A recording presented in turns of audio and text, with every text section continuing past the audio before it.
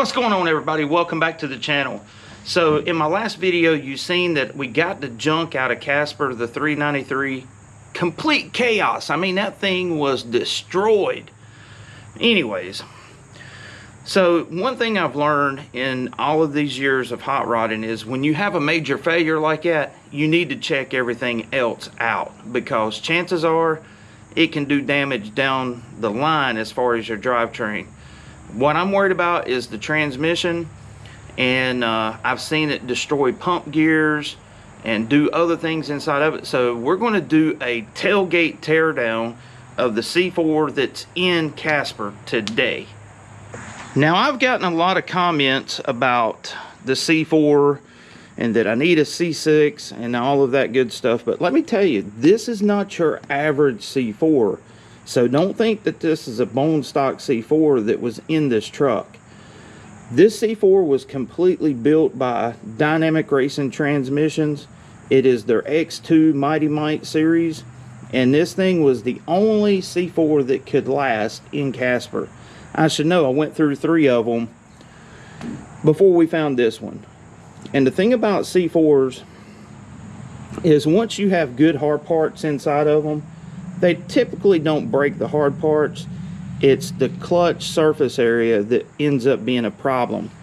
There's just not enough clutch area in order to make these things live in high horsepower applications with a lot of weight. So you know you've made it when they actually put Casper on your torque converter. This is a 9.5-inch unit done by Dynamic. It's their TCT converter. Got double balloon plates. It's billet back. 9.5-inch unit that stalled around 4,500 RPMs with the 393. Now, I'm not going to spend a ton of money and have a new converter made for the mixed up boss. And the reason for that is, I know this thing is pretty much on borrowed time. So I'm figuring with the added torque of the new motor, it should probably stall around 5 to 5,100. My main concern is just hoping it doesn't blow through the converter on the top end. But we'll get into that more when we get the motor in the truck and see what actually happens. So I'm going to get my guns out and start taking this thing apart and see what we find. So the first thing we're going to do is take the pan off and see what we find inside there. Now, I don't profess to be a transmission guru, because I'm not.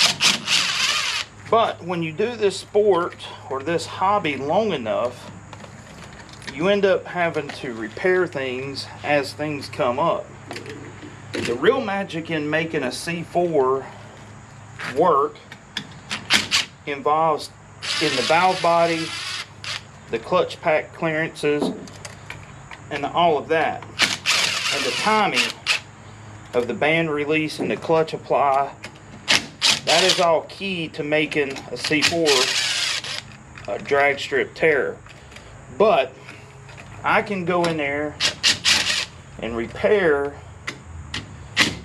clutches and things of that sort, but once it gets past that, it's really out of my realm.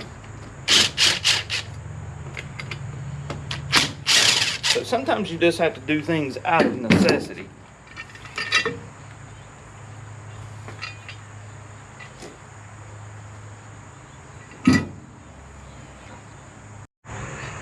When you take something apart, a transmission, this is what you want to see. There's not really any noticeable metal shavings.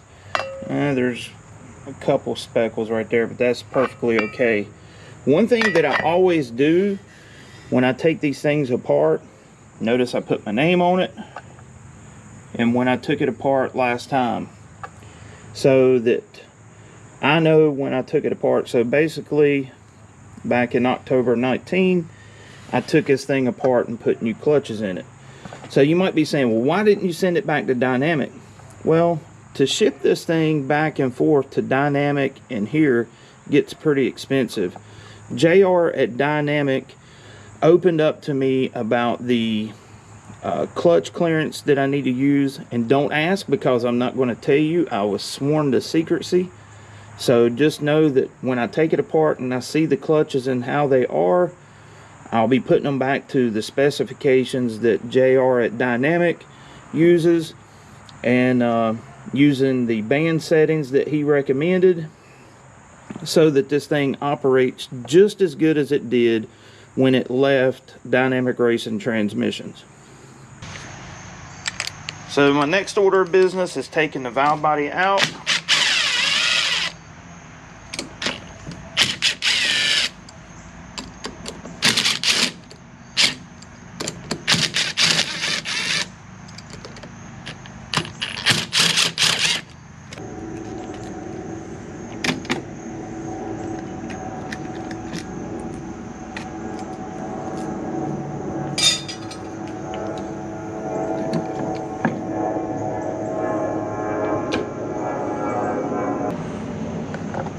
Alright, so now I have the valve body out. You notice that the sun gear has been, or the drum has been turned down to make it lighter. That's all part of Dynamic's treatment to these things. Next bit's going to be loosening the bands up, and then we can pull the pump out. This input shaft is a hardened 300M input shaft. No grooves, no real wear, so that's in good shape. Guys, it's getting dark out here, so I think I'm going to wrap it up and put everything up for tonight, and then we will get started back on it again first thing in the morning.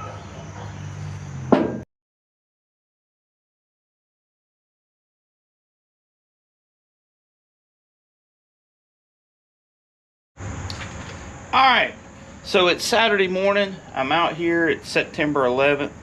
You know, it's been kind of a somber morning because I know exactly what I was doing 20 years ago today. And, you know, I just thank God that we've been able to continue with the things that we love to do in this country. And so with that, let's get back to this transmission. So I got it out here and I went ahead and yanked the pump out of it. And we're getting ready to take it apart to see what we come up with as far as the pump gears.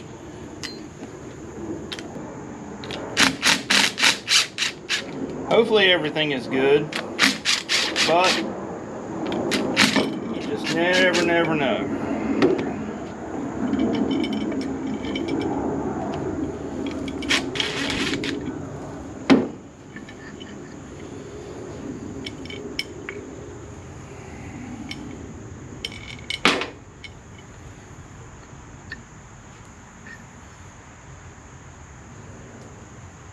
I think we got extremely lucky.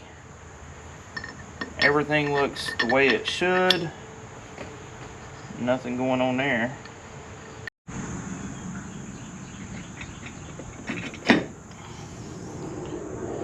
As you can see, this Kevlar band looks like it was just put in. These bands really don't give a lot of issues. These rigid solid bands, that's the way to go.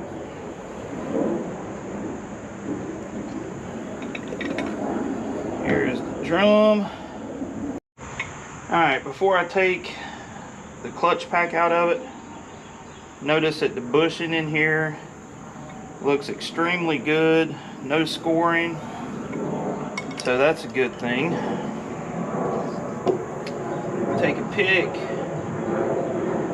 and pry out the snap ring.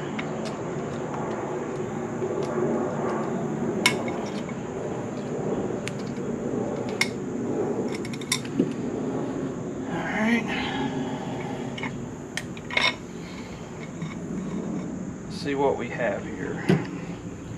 Now these are choline steels.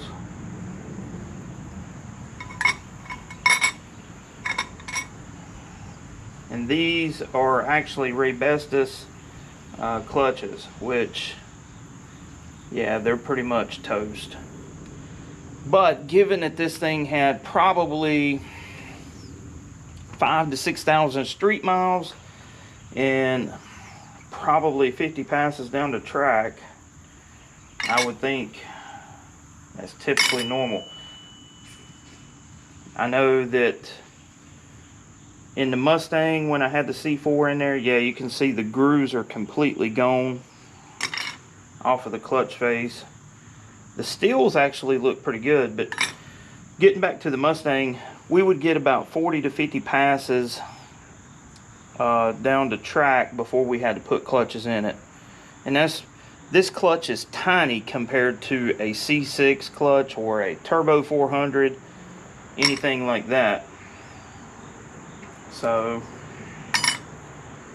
yeah, this one here looks really, you can see where it's been flaking off around the outer edge. The steels look to be in good shape though.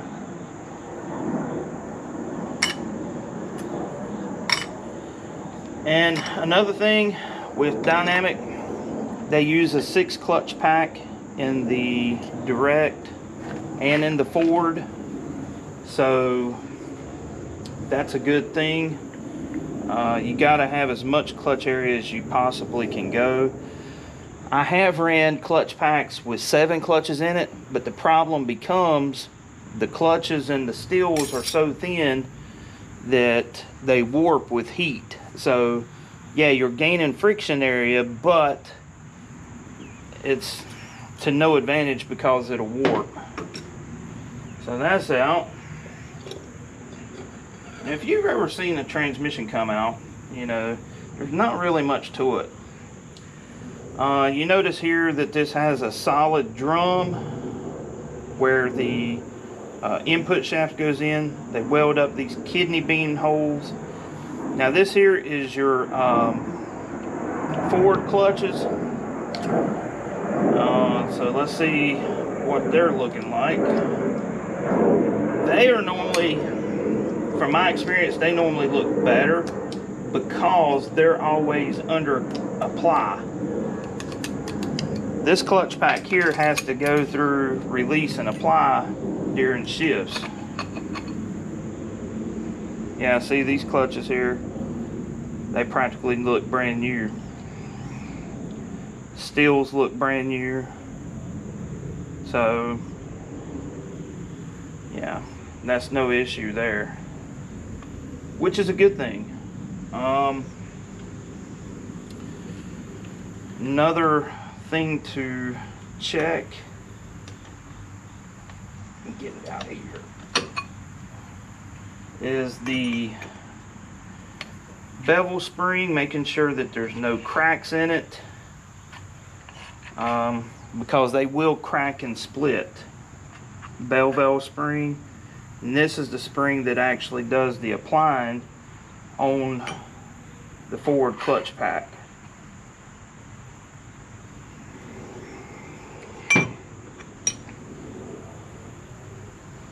Looks good.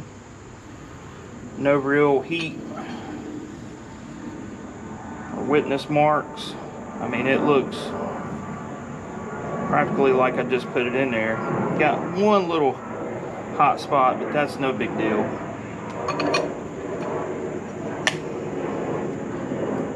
So that's good news.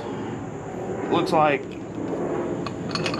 clutch is only for the Mighty C4.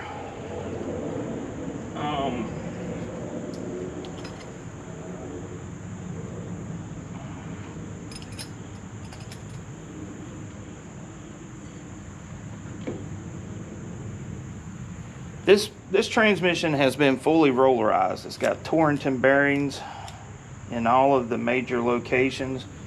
So this thing has been really tricked up. One thing that we talk about, you notice it has a 6-pinion planetary.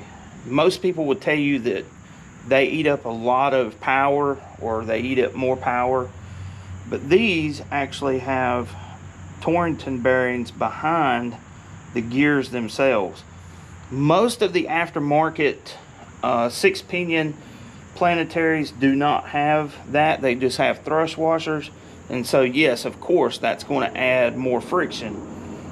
But Dynamic, they take the time to put the Torringtons behind it, and we decided to go the 6-pinion route on this transmission because of the weight of the truck. it was done for the sake of durability. So once again, no problems there, which I'm pretty impressed given the amount of use and abuse. Bushings look good in the sun gear. Yeah, everything looks like it should.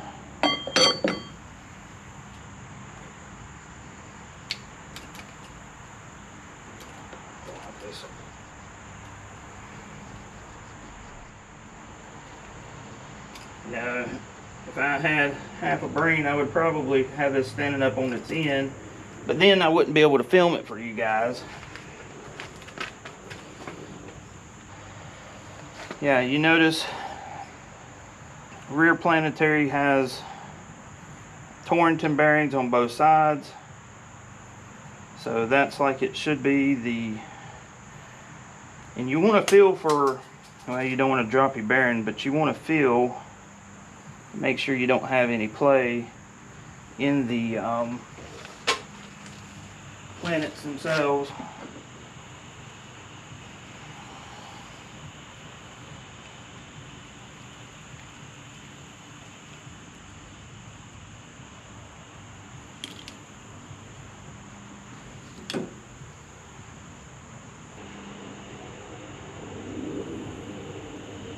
Everything seems to look pretty good with this. So, well, there you have it, folks. Got the C4 torn down. Everything looked really good except for the high gear clutches, directs. So now I know what to order from the guys at Dynamic, and I highly suggest, if you're looking for the baddest C4 on the planet, give JR at Dynamic a call, because he can definitely hook you up. You know, the plans for this thing is we're going to put good clutches in it and just see how it does with 750 horsepower in a 4,000 pound truck. Hopefully in this process I can get some of the weight taken off of the truck. That would be a huge success. But yeah, before I let you guys go, I just want to give a huge shout out to all of my viewers, subscribers. I want to thank you from the bottom of my heart for making this possible. Thank you for coming along with the journey. And Tim Halstead of Drag Boss Garage, I appreciate you and you helping me support the channel. And if you guys are seriously into Fords and you want to learn more about Cleveland's, go over and check out Drag Boss Garage, because he has one of the best channels going as far as that goes.